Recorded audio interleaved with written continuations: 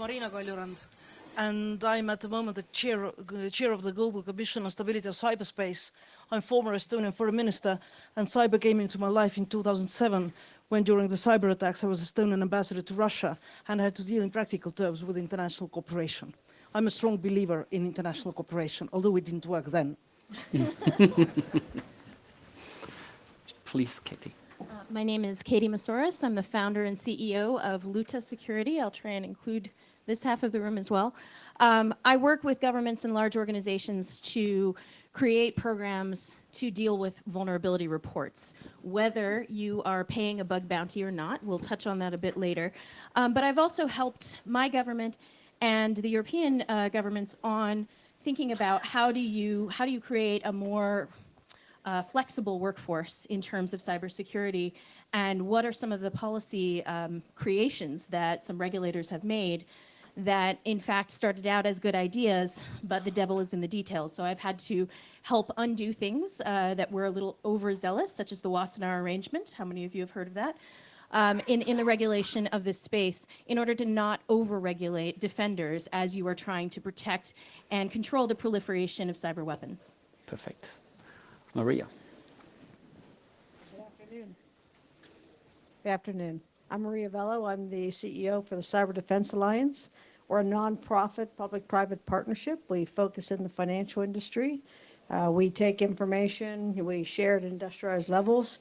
We take that information and turn it into actionable intelligence, something that we can use to stop something from happening in industry. And we also do intelligence reports that are actionable that we give to law enforcement so that they can go out, seize assets, seize funds, and make arrests.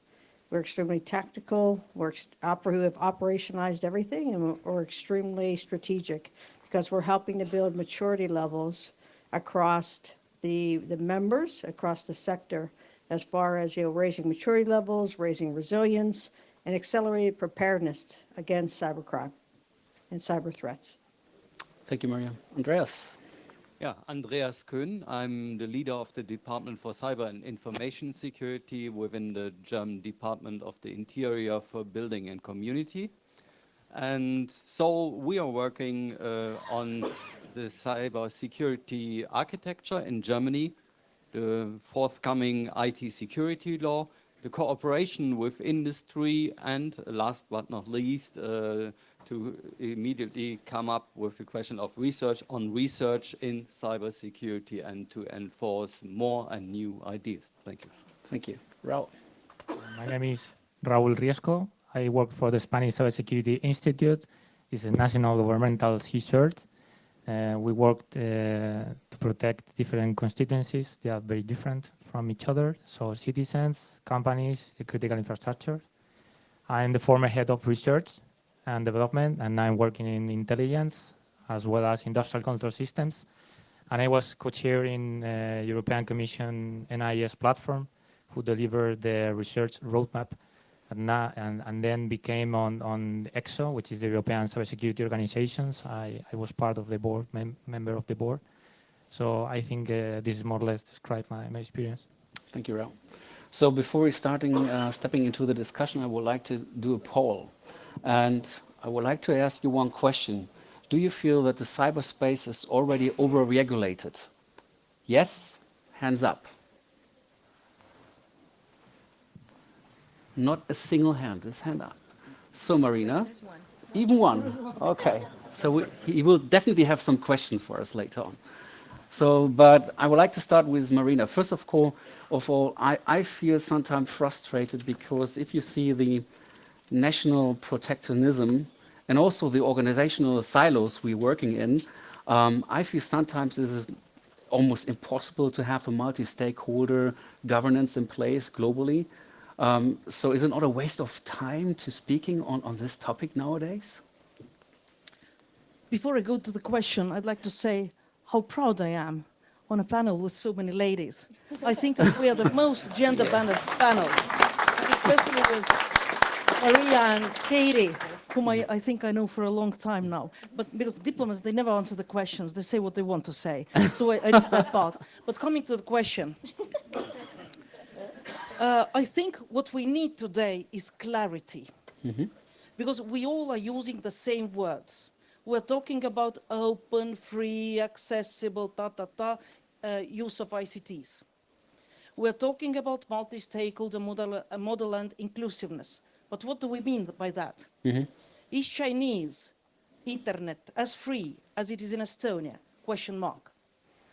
So I think that we need clarity, and here we need international law, and we need norms. I'm a lawyer by the education, and at the moment I'm a politician, so I understand the difference between international law and political norms.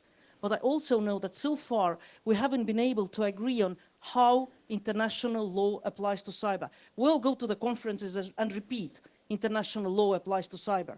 But how? We haven't answered. It means we don't have clarity there. And maybe through norms, through additional regulations, we can start answering what are the norms, how to behave, because we need clarity. What is allowed, what is not, what happens if somebody violates. Multi-stakeholder, I also think that we are close to understanding it's crucial and important. And I would say that for me, maybe the document that proves that was the Paris Call, which was introduced by President Macron, celebrating the 100th anniversary after of the victory of the end of the First World War, which was signed by close to 500 participants, among them states, industry, civil society, NGO. So I see that there is appetite. But again, the future and the coming future in the United Nations and in other organizations will show how we will be able to take multi-stakeholder model inclusiveness from nice slogans to practical cooperation. Yeah. That would leads me to a question to Andreas. And actually, I had a very interesting report in my hands from Neue Stiftung, Verantwortung Neue Stiftung. And they had a study about 50 organizations or so just in Germany are handling the topic cyber, right? We talked about this previously. And my question is there not so much level of conflict of interest having this organization in place and having silos talking maybe not to each other, how to solve actually that operational issue? Clearly, we need communication for that. And so what we did is establishing the German Cyber Response Center. Clearly, there are 50 organizations, but it depends on the fact that we have 16 federal states here in Germany. And that's part of our constitutional system to do it that way, that the federal states in some responsibility also for cyberspace, and so that anyone has to fulfill its own obligations. Then, if you do it that way, and it was a really effective system during the last 70 years in Germany, it brought us freedom and prosperity. So we have to find a way to communicate and to make a fortune out of that. That's not easy. Clearly, there are many things lacking at the moment. For example, it's not so easy to bring in, for example, the federal states into the communication of police forces, but nevertheless, we have to do it, and we did it, organized that way for good reasons. I had also chat about this with Raul, and you also have an initiative running in Spain. And actually we concluded that the silo breakdown is one of the major issues we have to face.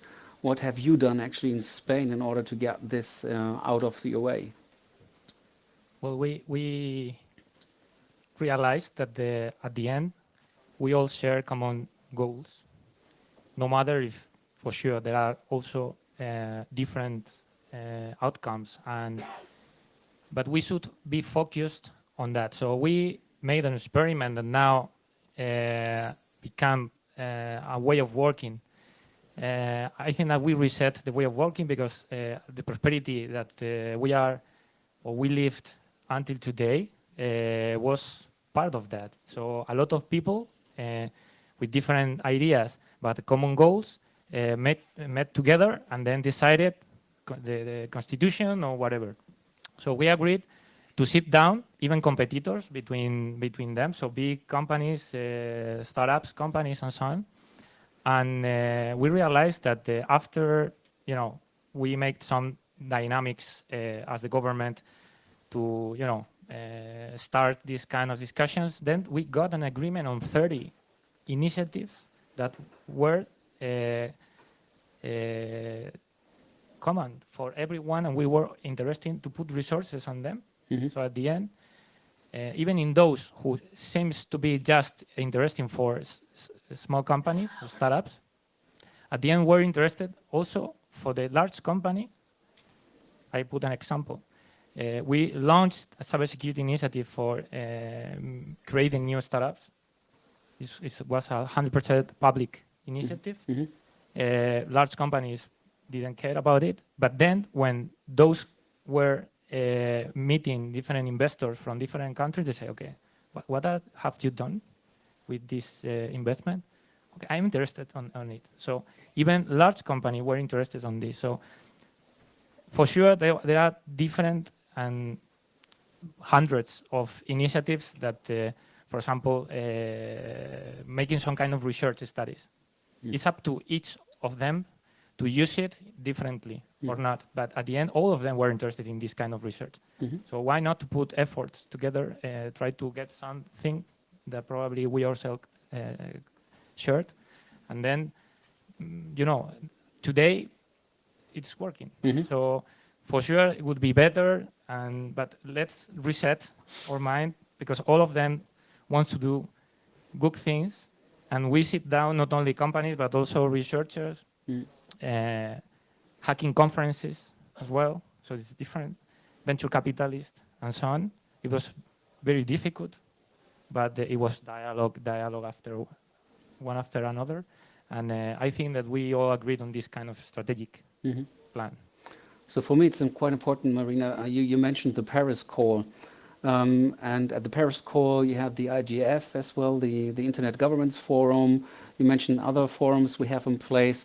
Who should be actually responsible to bring all these initiatives together? Yeah, who is the global? You named yourself as a global commission for cyber stability, but how should this dialogue really go into the nation in order to get their national views on it, etc.?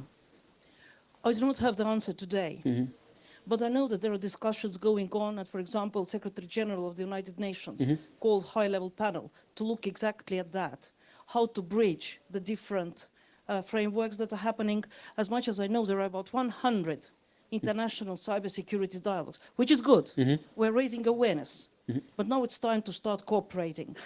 And so I'm really looking at the work of the High-Level Panel, which will come out with recommendations also how to bridge different topics, how to bridge different institutions, but I don't think that in the end there's going to be one responsible. There will be state responsibility, the government responsibility, which will be the centerpiece in cooperation with others. And Maria, you have a close cooperation also with the Europol, and you're counterfighting fraud, obviously. How is that actually working? What is the governance actually for your institution with public institutions? How do you deal with them? So it's working extremely well, but it's working well because you have like-minded people that have a common goal, and no one cares who gets the credit. So everybody realizes that, look, leave your ego at the door. The enemy's on the outside. Let's all work together for a common goal. And we work with law enforcement. They work with us. They're in the same, offices with us. They're in and out. We have the banks sitting there, so all the banks have a seconded employee that sits there. Our team sits there, so constantly we're building trust. And, we talked about trust, and I think you have to earn trust, and you can't ever break that trust. So it's working because you have people that are like-minded, that know that this is a systemic and it's a global problem, and it's an epidemic proportion. And it's not just financial. I think, we talked about research and development. We talked about, some of the mergers and acquisitions. And I think, we do need norms, and we do need, to earn trust. But how do you do that when you have countries that protect the people, the very people that are attacking us? But it does work. When it does, and it works, we've been able to prevent DDoS attacks because we're sharing intelligence, sharing information. Two banks got ransom notes. One bank that threatened to DDoS. The other bank one of them started getting DDoSed. The other bank did not. We took all the information, the type of attack, the specifics around it, the technology around it, architectures, topologies, all those things. The other banks, went away and they changed their architecture, so they made changes in their topologies. And by doing that, one bank, an hour and 50 minutes before the same attacker attacked, they had just made some changes, and it was a non-event. So we can do this. So what only concerns me is actually this sharing of information and fighting against fraud is fantastic. But when we talk about vulnerabilities and zero exploits, etc., I just sitting next to the Bounty Queen, and first of all, you have to explain us what the Bounty Queen means, and then I would like to share some thoughts with you. Vulnerabilities and exploits are still weaponized, right? They're still being used by nation states and in violent non-nation states. How we can create trust if there's not a frame or part of a norm, how to deal with that? Okay, so first to answer your question, I think I've earned that title, Bounty Queen, because I convinced Microsoft, who had publicly pledged to never pay for vulnerabilities, to start their own bug bounty program in 2013. And that was over 3 years of preparation, because I was a strategist at Microsoft, but I was using the data that we had to predict how can we make this more efficient and more win-win for both sides. At the time, Microsoft was receiving over 200,000 non-spam email messages a year of people trying to report security bugs for free. Over 200,000. Today, with 6 years of bug bounty under their belt, they still receive about the same amount. So it wasn't about increasing the reports, it was about using the data that we had and using incentives to target those friendly eyes. So to your point about the different markets, there is an offense market. Some people call it the black market for vulnerabilities and exploits. There is a purpose and a use for this market that is lawful and legitimate. You don't necessarily call people who work in the intelligence community inherently evil if they make use of these weapons. It's a matter of finding ways to balance the equities across having to defend your critical infrastructure and having to have some weapons available to use to target criminals, terrorist organizations, etc. Unfortunately, these weapons can be abused, hence the oversight requirements. But when we think about how do we use these bounty incentives most productively, it really does come down to not how they are being used today. And this was why I was calling attention to the fact that just slap a bounty on it and you can solve all of these problems. That turns this into a very transactional event of identifying security holes, and you can easily corrupt that well-intentioned acquisition of vulnerabilities for defensive purposes, and you can create perverse incentives. One of the bug bounty platforms actually boasts that you can make 16 times as much living in India being a bug bounty hunter than you can living in India being a software developer. Where do we outsource a lot of software development, especially for IoT? Right, so Dilbert had a cartoon about this in 1995, where they said, we're going to start a bug bounty, and someone said, I'm going to write myself a minivan, right, in code. So the joke's been there forever, but now we are seeing the crest of that becoming a potential reality. So one of the things that was also mentioned was about the European Union funding bug bounties against open source software that are used in European government. Now, the right idea was there, we need to support open source security.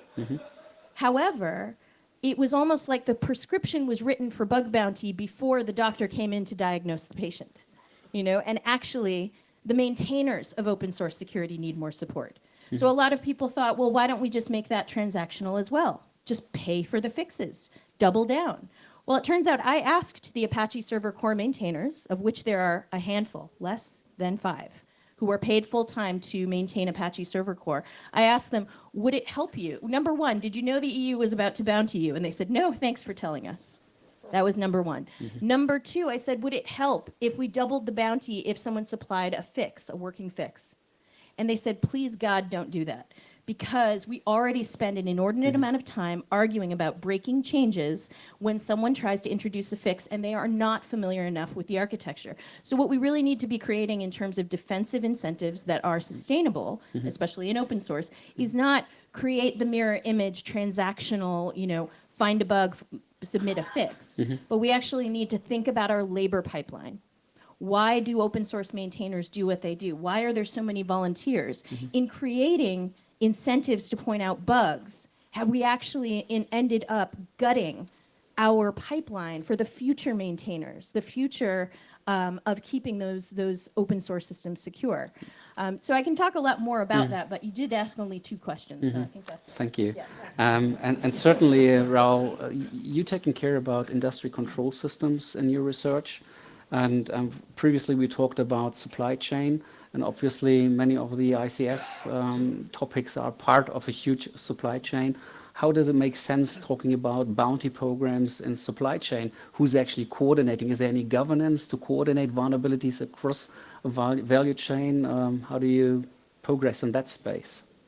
I think that the space is different, is worse because of the words said by Siemens this morning. So they have to support between 15, 20 years each new product that they delivered because of the industry or industrial network.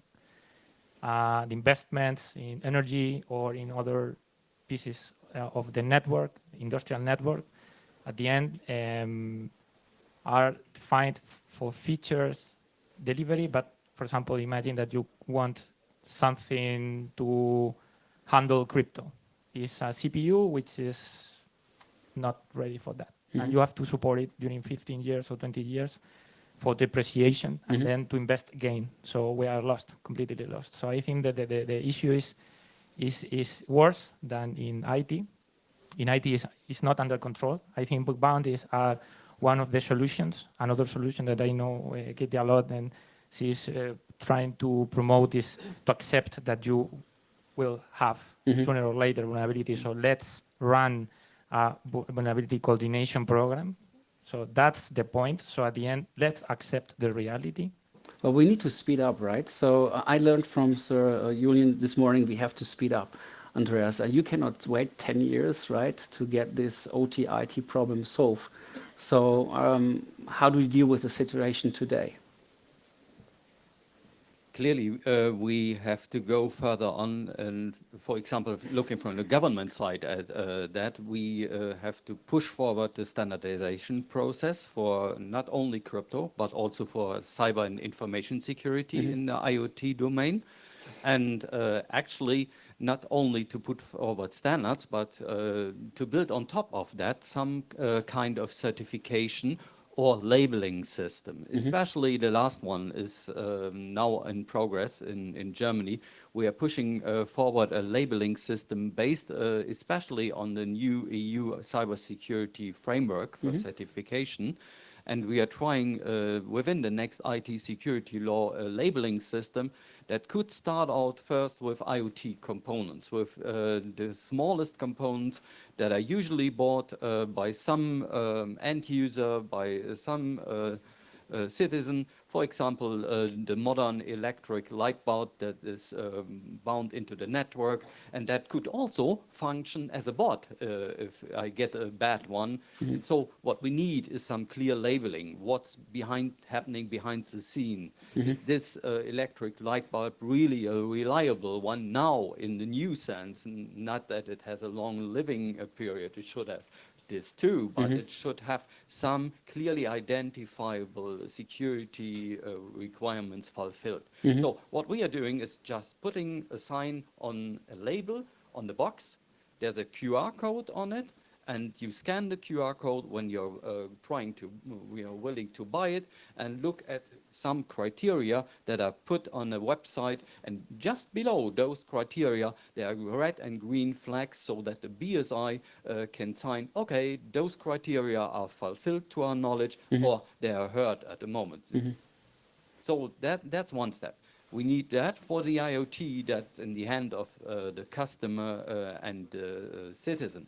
We need the same for the industrial IoT. We need their criteria system and a certification system that shows to anyone using that IoT that is certified, for example, under common criteria. And for that, we have to develop our systems on base of the EU certification framework to make it mandatory, and in the end to come out with solutions of all the cybersecurity agencies, at least within the European Union. So when you consider that speed of vulnerabilities or the time of zero exploits, zero time, Does it make sense to have a certification scheme in place? Well, I think that there are different things that you can measure about an organization's security maturity, right? And one of those measures is how do they handle vulnerabilities that are publicly reported? How are they actually applying, the security mitigations and patches? And if we look at it, it's not just about that control. Equifax was brought up earlier today. A lot of people blamed a delay in applying the available patch as to the reason, but actually, if you dig deeper, it was that some of their beaconing systems that were supposed to be communicating with each other, alerting them that all this data was marching out the front door, those systems were offline because of expired certificates. So that goes to show. So it's not like you could just apply a label to what they did or didn't do in a very, siloed way. There are multiple different capability areas that I think need to be measured. And this is going to be a changing thing for an organization. Microsoft started out in the late 90s as the laughingstock of security.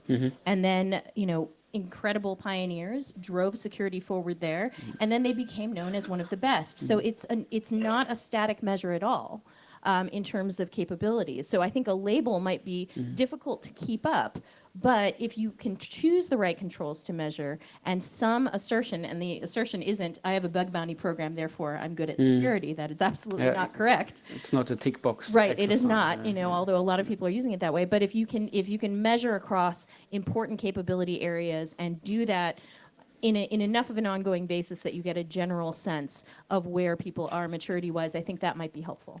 So what I found interesting, Marina, when we talk about the norms, actually you developed, right? First time we have a techie next to me on a political discussion. How does it work actually in your norms? How the vulnerability and all this tech stuff really being considered in your norms? Well, first I want to say that I've been in several events next to Katie, and I've listened to her several times, and I admire very much what we're doing. And if you see, I'm wearing my cyber bugs, sitting next to the bounty bug queen. One is American bug, another is Estonian bug. They look the same. So that's the importance of international cooperation. And my final word on bug bounty program is that I think that for governments, it also has to do, it's a PR tool. It's a PR tool because I think one of the best things what Pentagon did was hack the Pentagon. I don't know whether they needed to do it publicly or not, but it worked. So I'm dreaming that at some point, we've discussed it earlier, we can do a couple of things in Estonia. For example, hack Estonian online voting. So I think that governments should do more for the real sense of it, but also for the PR side. And I'm a former foreign minister, which means I can say whatever I want. I'm not responsible. Yeah, sure. So just a quick follow-on. Hack the Pentagon was because Microsoft had finally moved into the bug bounty space. It was Michael Solmeyer, who was at the Pentagon at the time, is now, of course, at Harvard Belfer Center, of course, where a lot of people go. But he invited me to brief the Pentagon on how we actually constructed it such that we didn't have to bounty everything, such that we were strategic about it. And I actually advised the Pentagon not to start with a bug bounty program. I told them to please start with building a vulnerability coordination program, which will still take you some time. If you think about it, it's a relay race, right? You receive the bug, that's the baton. Try not to drop the baton, especially if you're a company like Apple and manage to drop the baton on that FaceTime bug. They dropped the baton at the beginning of that week. So ways to kind of create those processes was my recommendation because they had a new defense digital service whose job and charter it was to bring the best of private sector technology and processes into the Pentagon faster. They wanted to accelerate, and that's why they chose to do a bug bounty. They did also say they would never call it Hack the Pentagon. Oh, well. They called it. So perhaps to add to this, actually, I would never see that we from the German government would put on a bug bounty program. Clearly, we have a different role. That might be a good thing for a company that produces software and tries to get some information by different ways. We have to be a broker in the game. And it's never good if a broker starts paying on one side, then it starts getting paid on the other one. That is something clearly something we don't want and we can't do. So what we need is some process to deal with weaknesses. Clearly, we have a process that's just called BSI, the Federal Office for Information Security. So there's clear reporting system. If someone, might be anyone, reports to the BSI, then it's for sure that the BSI goes up to the one who produced the system or the software and reports this again and tries to push forward fixing this weakness. Clearly, besides that, we need, as a government that has also to support the work of the police forces and the intelligence services, we have to have a reliable process in managing weaknesses that are used for some way for the police to go into networks on a legal basis, and that legal basis exists in Germany. And there they need some weaknesses, and so clearly there has to be a process, and that is set up at the moment. I already started some half-open discussion process, Stiftung Neue Verantwortung, you know, and so we are going forward now to establish a process that is also acceptable for the public, that is acceptable for the experts, and in the end, that's acceptable for the German parliament and the government, so that we can all do our job on a reliable basis. But in terms of speed, I would say handling those new processes from the government point of view, you not struggle with agility? Clearly, I'm sure when I would ask the ones here from producing companies that come up to us with certification requirements, they would always say there's not enough agility and dynamic into the process the government establishes. We are working on that, and there are some proofs actually in the field that we can do so. For example, in the field of secure elements, I think we do a real good job there, and we have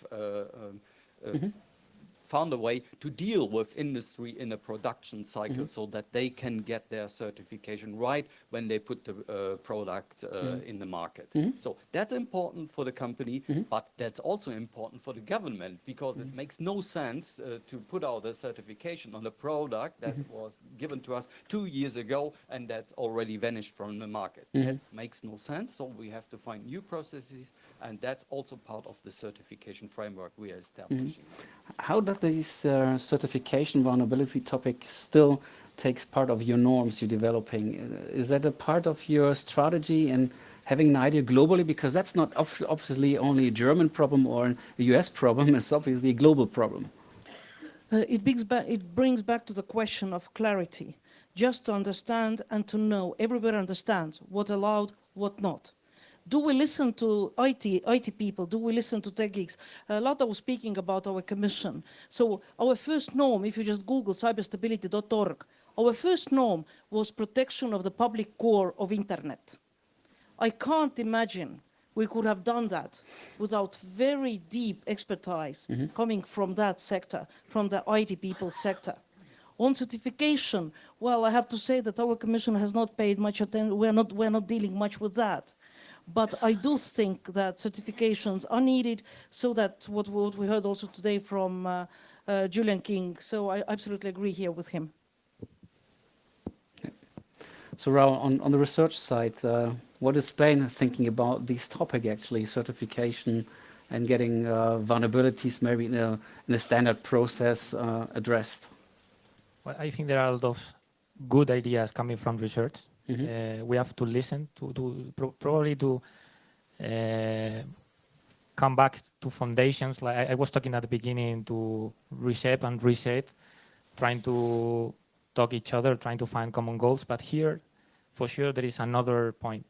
There are a lot of interest from the research community to help. They have been approached several times by industry saying, okay, who is the one who knows more about this? Okay, we'll hire him, but I will not give you back anything. So I think this is a win-win. It should be a win-win approach. So once we have win-win approach, we should to shift the paradigm. So I think that because of the norm certification and so on, That's good, sounds very good, but we have to think about the reality, which is dynamics. So there is a lot of dynamics now. We have to think about the end users, because we all share the common goal of having resilience. I think this is something that we are here sit down because we all want this. So what about end users? What about the experts? We should trying to give from a broad picture, an holistic approach in which we have to listen and then to talk, and not like we are doing things. We are trying to talk, saying this is the thing that we have to do, and then we will listen. So I think the research community have a lot of experience here. Even startups that have fight against certifications which are very cost effective, and then the number of versions that any of us is updating each month for devices. So we should think about the dynamics of the updates and so on. Be ready that we will need to patch and try to foster processes to become more agile on these kind of processes. But think about for cost-effective solutions, because the objective is to have more resilience society. So presuming that we have done the job well on having a global governance in place, having maybe also the rules and norms, everything has been established. Maria, still, you listening to all your customers who have problems with fraud. So what actually are the problems on the customer side from the organizational point of view in order to be fit for the future? Culture-wise, maybe. I think it's not just fraud, right? It's actually the threat. And I think we can't mistake compliance, frameworks, resiliency, processes for security. Everyone's checking a box on security, and that doesn't make you more secure. So if you look at PCI compliance, if you look at the NIST framework, and who's updating it? We talked a lot today about AI. We talked a lot today about technology, the evolution of the criminal, the evolution of the actor, and all the tools they're using. But no one's looking at, are we updating any of the things that we say are going to make us more secure?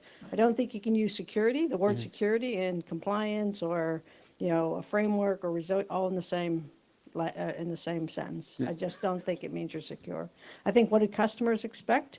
I think until customers get their money back, right? When they're defrauded, when something happens, the banks are giving their money back. Until they have to be accountable as well, I think they're not going to pay attention to security. We have to change people's behavior. We do have to educate them, but we've been talking for 15, 20 years about educating people. Hey, use strong passwords, don't click on links, name it, we've all heard about it, but people still aren't doing it. So what's going to change people's behavior? And I think every company has, programs in place to educate. If you go to any financial website, there's programs out there to educate their customers and their consumers. The banks are starting to take a different role or a different, stance. If you have given away your credentials and you've transferred that money, they may not give that money back to you. I think when that starts happening, people are going to pay more attention. And I think there has to be, implications, and there has to be reasons why you change, The reason I believe I was surprised by the way that so few hands were coming up when we talk about the whether we are over-regulated on cyber or not. I believe actually we have a lot of rules and norms, whether on compliance in place. And the working with corporations, I feel that they already have a compliance tsunami in place. My question would be, how does the board of directors could really measure their risk nowadays? When we heard about that there are connected risks, so that's not a two-dimension risk equation anymore. My question would be to you guys, do we not think about new frameworks on how to evaluate risk, enterprise risk? And what are some steps forward? Well, I think there's definitely that description is correct. So there's a tsunami of regulations. There's a tsunami of different standards and requirements, and there hasn't been enough harmonization of where are the overlaps, where can you provide efficiencies? If you do PCI and you do HIPAA, where do you not have to repeat your efforts, and all of that stuff. But all of that still leads us to this place where we haven't figured out what are the essential controls to do well in order to protect against most things. No one has actually agreed upon that. There's just lists of lists. And I think in order to even get through all of those, you would probably die in place, right, in an organization. It's never going to be enough for a particular CSO or CISO to affect huge amounts of change that push the needle that much in any given organization.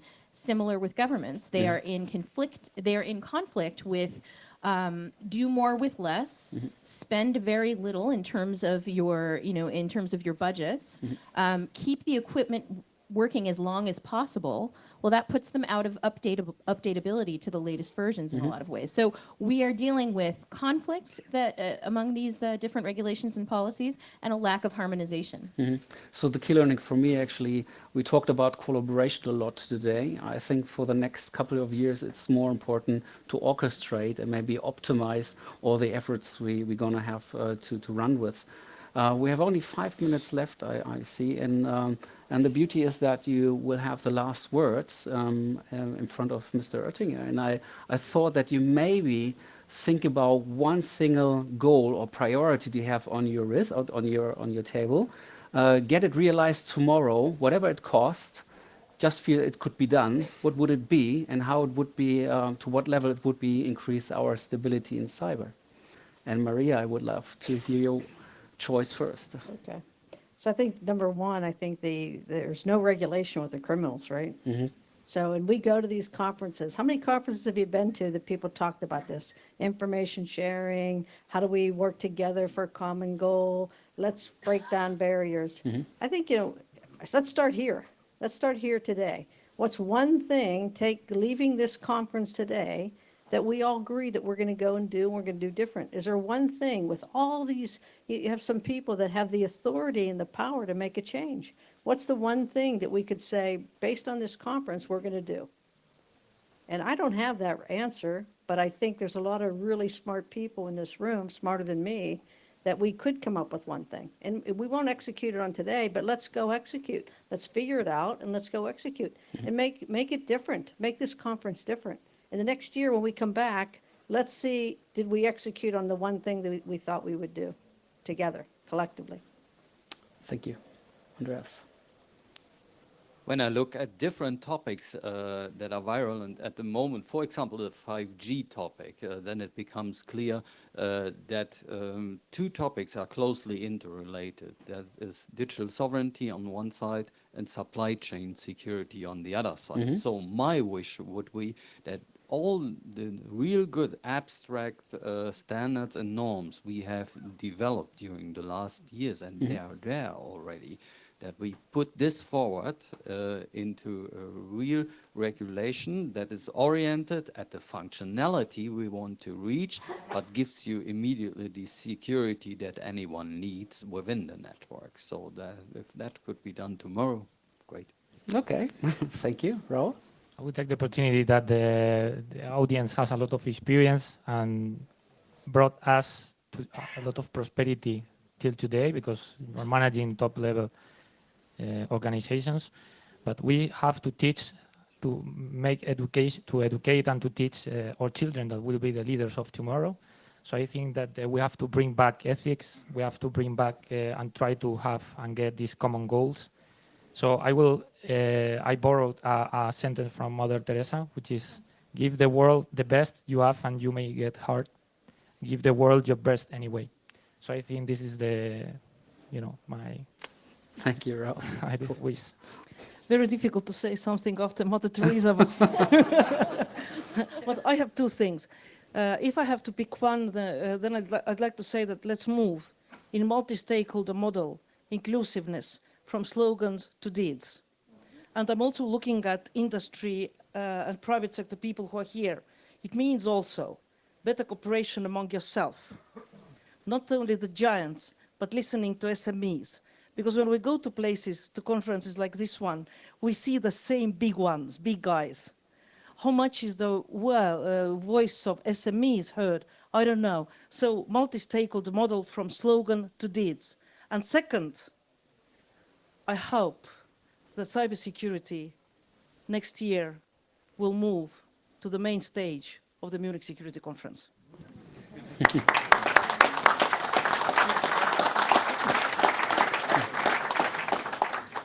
Okay, another hard act to follow. It is Valentine's Day. Yeah. And no one has mentioned Yes. Valentine's Day in the context of our topic, so I'm going to try. Here we go. I think that I've been a professional in the security industry for 20 years. I started when I was, just guess, okay? But I was not trained in computer science. That was not my major. I was a molecular biologist and a mathematician. I worked on the Human Genome Project. And at that time, I thought world peace will happen once we map the genome, because we're all so similar, right? That apparently did not work out. So here we are in this age where we've been trying a lot of the same things over and over again. And I look at it, not as a security life cycle, but here we go, a security love cycle, where we have actually been caught in the immature phase of being infatuated with security and trendy topics and things like bug bounties. But a bug bounty in that sense, or even vulnerability discovery at all, is just this one aspect of the problem that we have to solve. And so much like in love, you have to progress to a more mature, committed stage, and eventually to cohabitate forever with security. And so I think that what we need to do, if we could change the world tonight, and tomorrow would be a different place, we would nail the basics at scale, which we never managed to do when the internet was smaller. When I first started hacking things, the internet was a lot smaller than it is today. And I retired from professional hacking a dozen years ago, and yet systems are still vulnerable to me. And that is our problem, because we got caught in the infatuation stage of our love affair with security. So let's mature this love together and not just be committed, but cohabitate with it in all of the boring ways that security hygiene is necessary, right?